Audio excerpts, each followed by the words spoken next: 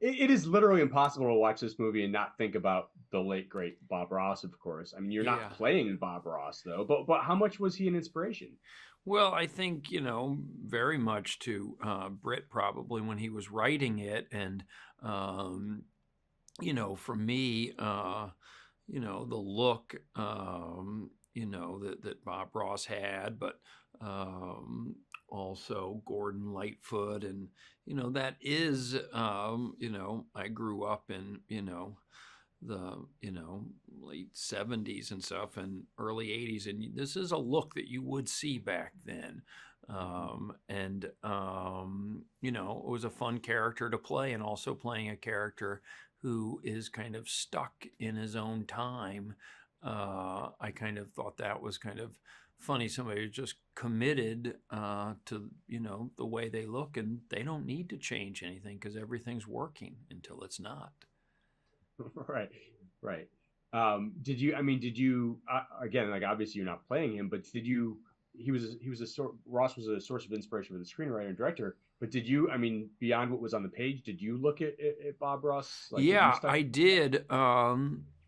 And Britt, the director, hadn't mentioned anything about doing that. Thankfully, because that probably would have made me more nervous because I'm not good at doing voices and things. But I did watch some of the shows, and his dialogue is so good, and it's just kind of the way he spoke.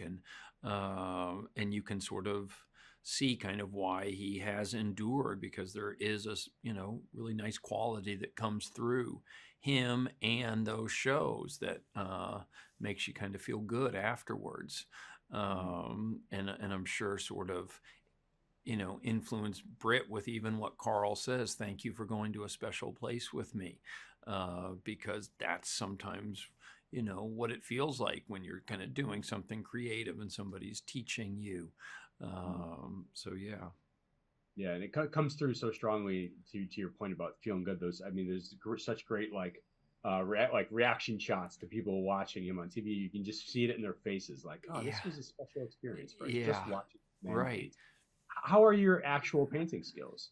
My it's funny, I was talking earlier, as like most kids, your parents kind of give you crayons and you draw and stuff. And there was one that I worked on, sort of my masterpiece of as a kid, of kind of the Lone Ranger, and he was fighting against some army men, and I worked on it.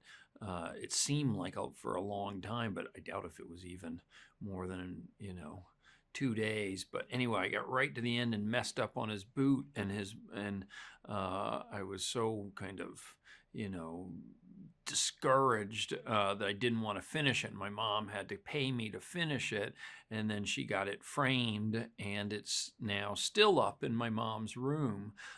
So yeah, there's kind of some pride in that. And but my skills, I'm sad to say, kind of like most of us, somehow we just sort of grow out of it or stop drawing.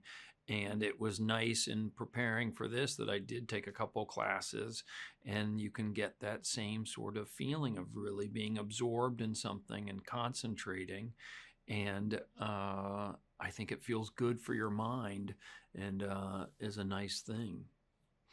For a second, I thought you were going to say that painting, the Lone Ranger from your childhood painting, was still up on your wall. Yeah, yeah. But no, my mom had it, and when she took it to get framed, she said that somebody tried to buy it from her, and that was just incredible to me as a kid. Somebody was Yeah. trying to pay for this thing that I did. But yeah, and I mean, I notice, with my boys now, they'll do something, we put it on the refrigerator, and Yeah. everybody likes making the refrigerator. Yep. I have two kids, and I'm literally staring at a wall full of artwork Yeah, right now on the other yeah, side of this right, computer. right. And I Uh, wonder if we're not, if that wouldn't be a good thing for us all to continue. I think that there's no way that wouldn't have a nice effect on our minds. yeah, it's therapeutic, right? Yeah, yeah, that's a good word for it.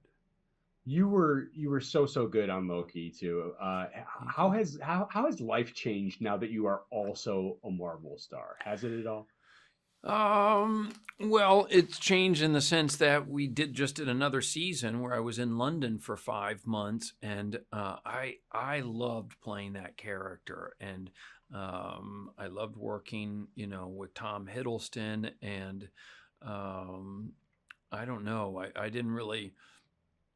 I feel that this season two.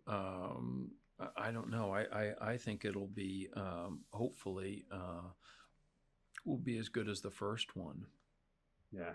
Have you gotten to work with Ke Huy Quan? Yeah, yeah, we worked together, and um, I remember, in London, even before we started filming, when we were still sort of talking about the script a lot, and Key showed up, and I met him for the first time, and just a lovely guy. I think he like, hugged me, when we first met, and he just has. It's just sort of kind of what.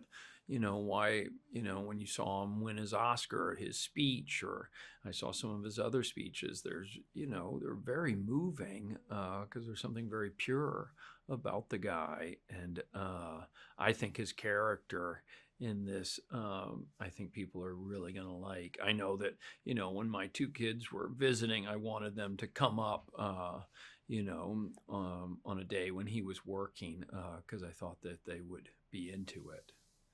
Nice. And I imagine they were. Yes. Yes. This year will mark the 15th anniversary of Marley and Me. How do you look back at that film now? Is that a special one for you?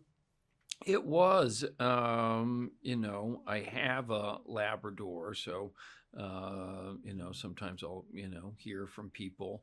We'll mention it, but also my parents were both in the movie. We filmed it down in Miami, and they came for a visit, and happened to be a scene where they were going to see Jennifer Aniston and me walking along, and David Frankel, the director, said, "Why don't we just use your parents as your parents?" And so it's also fun for me to see them in it.